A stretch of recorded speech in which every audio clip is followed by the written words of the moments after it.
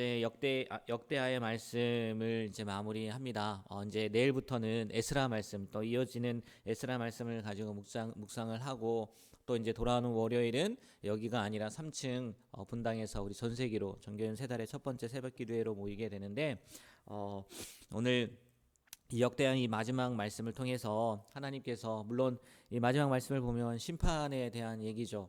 마지막 그 네 왕들이 등장하잖아요. 여호아스, 여호야김, 여호야긴, 시드기야. 요아스의 아들, 그래도 손자가 왕위에 오르지만, 차례대로 왕위에 오르지만, 요시아죠. 요아스가 아니라 요시아처럼 그렇게 하나님 보시기에 정직하게 행하지 못함으로 말미암아 결국은 남유다도 바벨론에 의해서 멸망하게 되는 그런 사건을 기록하고 있어요. 그러나 마지막에도 말씀드리겠지만, 오늘 마지막 말씀에도 보면 하나님께서 70년의 기간이 찬 다음에 예레미야 선지자를 통해서 약속하셨던 것처럼, 예언하셨던 것처럼 이스라엘 백성들이 다시 이제 예루살렘 땅으로 포로 귀환이라고 하잖아요. 귀환을 하게 되고, 또 성전을 건축하게 되는, 재건하게 되는 그런 이야기, 이제 그런 모습들이 이제 마무리가 되어집니다. 오늘 말씀을 통해서 우리가 좀 생각해 보고 싶은 말씀들이 있는데, 먼저 지금 조금 전에 말씀드렸던 것처럼 요시아의 아들들, 그리고 손자, 그 요시아의 그 개혁을 개성하지 못해요. 물론 외교적으로 참 어려운 상황이었죠. 요시아가 죽은 이유가 갈그미스 전투에 참여하고자 하는 그 바로 애굽의 바로 느고 왕을 막다가 무기또 전투에서 죽는 거 아닙니까? 그리고 나서 왕을 세웠지만, 이스라엘 백성들이 왕을 세웠지만 여호아하스예요. 작은 아들이었던 것 같아요. 근데 그 애굽 왕이 왜 니들 마음대로 왕을 세우냐? 내가 원하는 왕을 세우겠다 해서 엘리야김, 여호야김 이름을 바꾸죠. 세웠는데 다들 아버지처럼 그렇게 신앙적으로 살지 못했던 것 같아요. 심지어 오늘 말씀에 보면요, 5절도 그렇고 그들이 악을 행했다라는 얘기가 나와 있는데, 특별히 16절 말씀을 보면요, 하나님께서요 부지런히 선지자들을 보내요. 니들 이렇게 하면 안 된다. 하나님께서 진노하신다. 하나님께서 심판하신다. 이렇게 수없이 많은 선지자들, 부지런히라고 이렇게 표현을 한 것 같아요. 그렇게 보냈음에도 불구하고 왕뿐만이 아니라 이스라엘 백성들도 그 하나님의 선지자들, 사신들을 비웃고 말씀을 멸시해서 하나님의 진노를 피할 수 없게 되었다라고 이야기하고 있잖아요. 예전에도 그런 말씀을 드렸어요. 하나님은 오래 참으세요. 정말 감사하죠. 인자하시고 자비하시고 인애로우신 이 하나님, 우리 하나님은요 오래 참으세요. 그런데 어떻게까지 참지는 않으신다고요? 끝까지 참지는 않으신다고요. 오래 참으시긴 하시는데 끝까지 참지는 않으시는 하나님이라고 말씀드렸던 것 같아요. 정말 하나님 오래 참으셨던 것 같아요. 근데 결국은 끝이 오게 되고, 바벨론의 그 느부갓네살을 통해서 심판을 행하시고, 유다는 멸망하고, 남유다는 멸망하고, 예루살렘 성전은 파괴되는 그런 일이 겪게 되었다는 거죠. 여러분, 이 말씀을 통해서 물론 하나님은 오래 참으시지만 끝까지 참으시지 않으시니까 빨리 하나님이 부르실 때 회개하고 돌아와야 됩니다. 하나님 자리로 와야 됩니다. 라는 것도 우리가 생각할 수 있겠지만, 이것도 생각할 수 있다는 거죠. 뭐냐? 하나님께 선택받았다는 특권, 이스라엘 백성들 아니겠습니까? 선민이라고 하잖아요. 선택받은 민족이라고. 선택받았다는 특권이 순종의 책임까지 면제해 주진 않는다는 거예요.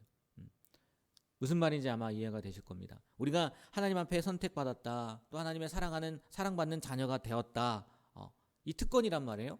근데요, 그렇다고 해서 우리에게 순종하지 않아도 된다는 그런 면책 주신다고요? 아니에요. 하나님의 선택을 받았다면 오히려 우리는요 하나님의 말씀에 더 순종해야 될 줄 믿습니다. 예를 들어서 우리가 신앙의 가문, 몇 대째 우리가 예수님을 믿습니다. 우리 3대째, 4대째. 어떤 가족은 보니까 우리나라가 그 딱 초기 기독교 들어왔을 때부터 믿기 시작해서 5대, 6대가 된 자녀들도 있더라고요. 그렇다고 해서 그 신앙의 가문이라고 해서 나는 순종하지 않아도 구원받습니까? 아니잖아요. 그리고 아무리 좋은 교회, 세상 말로 이야기하는 부흥하는 교회, 큰 교회, 이름만 들어도 아는 교회 다닌다고 해서 조용교회를 다닌다는 사실만으로요 우리가 구원받습니까?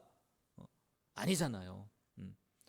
우리에게요 하나님께서 정말 나를 선택해 주시고 하나님의 자녀를 불러주셨다는 거 너무나 귀하고 소중한 일이에요. 하나님의 자녀 삼았다는 거 정말 귀한 거잖아요. 근데 그것만 가지고 살면 안 된다는 거죠. 어떻게 해야 돼요? 우리가 그때그때 하나님께서 말씀하시는 것에 순종하는 모습으로 나아가야 된다는 거죠. 선택받았다. 이걸로 끝내지 않았으면 좋겠어요. 하나님의 자녀가 되었다. 이걸로 끝내지 않았으면 좋겠어요. 언제든지 무너질 수 있고요. 언제든지 넘어질 수 있고요. 언제든지 심판받을 수 있단 말이에요. 오늘 이스라엘 백성들이 특별히 왕들도 마찬가지죠. 선택받았다는 그 착각에 빠져서 하나님의 말씀에 수많은 선지자들 하나님께서 수많은 선지자들을 보냈음에도 불구하고 회개하지 않고 돌아오지 않았던 그 불순종의 모습 그 교만의 모습을 담는 것이 아니라 우리는 늘 하나님 앞에 순종하는 종의 모습으로 살아가게 되길 주님의 이름으로 부탁드립니다. 그래서 선택받았던 특권이 정말 축복의 자리까지 우리를 이끌게 되는 순종으로 말미암아 그런 축복의 자리까지 나아가게 되는 우리의 삶이 되길 축복합니다. 그리고 오늘 또 말씀을 보면 아주 이 말씀을 보면서 정말 그게 그런 뜻이 있는 건가라는 생각을 하게 되었는데 21절 말씀을 보면요 이런 말씀이 있어요. 21절 우리 다 같이 한번 21절 읽어볼까요? 이에 안식하여 70년을 지냈으니 여호와께서 예레미야의 입으로 하신 말씀이 이루어졌더라. 아멘. 저는 이 말씀을 보면서 예레미야 선지자가 그렇게 얘기하지 않습니까? 70년 동안 포로 생활할 거다. 70년 차기까지 저기 이방인의 포로로 바벨론의 포로로 있어야 된다라고 얘기를 하잖아요. 그래서 그 얘기인가 보다 했는데 이 말씀을 준비하다 보니까 이거를요 이렇게 이야기를 하기도 하더라고요. 하나님께서 이스라엘 백성들을 왜 굳이 70년이냐? 그렇죠. 10년도 있고 20년도 있고 30년도 있고 100년도 있고 근데 왜 70년이라는 세월 동안 포로로 잡혀가 있을 거라고 이렇게 얘기를 하셨냐라는 걸요 이렇게 해석을 하더라고요. 어떻게 해석을 하냐면 이스라엘의 율법이죠. 율법 가운데에는 안식년이라는 게 있잖아요. 안식년 7년에 한 번씩 한 해 쉬는 거예요. 땅을 쉬게 하는 거란 말이에요. 그런 법이 있습니다. 안식년이라는 법이 있어요. 근데 이스라엘 백성들이 그 안식년을 지키지 않은 횟수가 몇 년이에요? 70년이다 라는 얘기가 있더라고요. 그러면 한번 생각해 보세요. 70년이라는 안식년을 지키지 않았다면 하나님께서요 몇 년을 참으신 거예요? 77에 49 490년을 참으신 거예요. 하나님이요 안 보는 것 같지만 다 기억하고 계시고 다 보고 계시다는 거예요. 물론 그 안에 이스라엘 백성들의 불순종이 계속 이어졌죠. 많았죠. 왕들 얘기도 나오지만. 근데 정말 하나님께서 그렇게 율법을 통해서 이 땅 너희들 나 믿고 살아야지. 너희들 이 땅이 주는 소산 믿고 살지 말고 그래서 땅을 쉬게 하는 거 아니겠습니까? 하나님만 의지하라는 거거든요. 여러분 생각해 보세요. 7년에 한 번씩 쉰다고 생각을 해보세요. 아니 6년에 하고 이제 7년째 되는 날 쉰다고 한다면 여러분 1년 쉬는 게 아니에요. 2년 쉬게 되는 거란 말이에요. 그렇잖아요? 7년째 되는 날 안식년을 쉰단 말이에요. 그러면 곡식을 심는다고 생각해요. 그날 아무것도 못 심어요. 다음에 심는단 말이에요. 그럼 어떻게 해요? 그거를 결실을 맺으려면 가을까지 이뤄야 되는 거 아니에요. 최소한 뭐 보리 추수라고 하면 좀 6월이나 7월인가요? 그때까지 기다려야 되는 거란 말이에요. 그러니까 인간적인 생각이에요. 안 지키고 싶었겠죠. 하나님 그런 게 어디 있어요? 하나님이요 그런 불순종의 모습들을요 기억하고 계셨다가 니네 안식년 70년 어겼다. 그래서 70년 동안 포로 그 1년 해가지고 70년 동안 포로 생활해야 된다. 이래서 그 70년이다라는 얘기가 있더라고요. 그런 말씀이 있더라고요. 여러분 하나님은요 안 보시는 것 같지만 다 보고 계시고요, 다 기억하고 계시고요, 다 셈하고 계시더라고요. 그러면 바꿔 생각해 보세요. 지금 이거 나쁜 것을 얘기했지만 어제 말씀에도 그 왕에 대해서 그 한 번의 실수로 아예 멸망시키고 아예 그게 아니라 그 선한 모습들도 하나님이 기억하신다고 말씀하셨잖아요. 어제 말씀에 우리도 그렇잖아요. 나쁜 것만 하나님께서 기억하시겠습니까? 예? 어긴 것만 기억하시겠어요? 아닐 거라고 생각해요. 우리는요 하나님의 기억 가운데 정말 좋은 것들만 기억에 남는 그런 삶을 살아갔으면 좋겠어요. 그래서 너희들 이거 잘못했으니까 그거를 1년씩 안식년 70년 어겼으니까 70년의 포로로 보낼 거야. 그게 아니라 반대로 너희가 내가 괴로울 때, 내가 힘들 때, 내가 배고플 때, 내가 아플 때 도와줬으니까 내가 너를 기억하고 나중에 네가 어려움 가운데 처했을 때 내가 은혜를 베풀어 줄게. 여러분 이렇게 생각을 바꾸면 되지 않겠어요? 오늘 이 시간 정말 이 죄악을 하나님 앞에 기억 남게 하는 것이 아니라 불순종을 하나님께 기억 남게 하는 그런 삶이 아니라 하나님 앞에 인정받을 만한 삶, 하나님께 칭찬받을 만한 삶, 이것을 하나님 앞에 기억나게 하는 삶을 살아가는 우리가 되길 주님의 이름으로 축복합니다. 정말 그랬으면 좋겠어요. 그래서 정말 우리의 삶 가운데 힘들고 어려운 상황 가운데 하나님께서 때로는 천사들을 보내서 또 엘리야 선지자처럼 때로는 까마귀를 보내서 우리의 필요를 채워주시고 우리 어려움을 돌봐주시는 그런 은혜를 어려움 가운데 누리게 되는 우리의 삶이 되길 주님의 이름으로 부탁드립니다. 그리고 마지막 짧게 말씀드리면 처음에도 말씀드렸던 것처럼 절망의 끝이 아니었잖아요. 포로가 끝이 아니었잖아요. 바사왕 고레스를 통해서 하나님께서 다시 보내시겠다라는 약속의 말씀으로 역대하 말씀을 마무리하잖아요.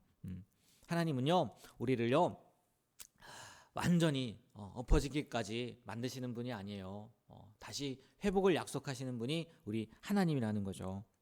하나님께서 우리의 삶 가운데 혹 지금 어려움이 있다면, 문제가 있다면 오늘 말씀의 마지막 말씀처럼 회복을 약속해 주셨던 것처럼 우리의 삶 가운데에도 하나님께서 회복을 약속해 주시고 회복해 주실 거라는 믿음을 가지고 희망을 가지고 다시 한번 일어설 수 있는 우리가 되길 주님의 이름으로 부탁드립니다. 기도하겠습니다. 하나님, 심판 중에도 긍휼을 잊지 않으시는 하나님이신 줄 믿습니다. 우리가 오늘 말씀을 통해서 혹 하나님 앞에 불순종한 것이 있다면 속히 회개함으로 주님 앞에 돌아오게 하시고, 또 오늘 말씀에서처럼 그 안식년을 어긴 숫자를 기억하고 그 숫자를 통해서 70년 동안의 포로 기간, 이것이 우리의 삶 가운데에서는 반대로 이루어지게 되는 그런 귀한 은혜를 허락하여 주시옵소서. 내가 저를 굶주릴 때 먹여주었고 내가 헐벗었을 때 입혀줬으며 이런 것들을 내가 기억하고 너의 그 어려움 가운데 긍휼을 베풀겠다, 인애를 베풀겠다, 자비를 베풀겠다라는 그런 하나님의 기억 가운데 남겨진 우리의 삶이 될 수 있도록 도와주시옵소서. 오늘 하루도 주님께서 주신 귀한 하루를 살아갑니다. 정말 하나님 앞에 기쁨이 되고 또 하나님 앞에 영광을 돌리는 그런 귀한 삶을 살아가길 소망하며 예수님의 이름으로 기도합니다. 아멘.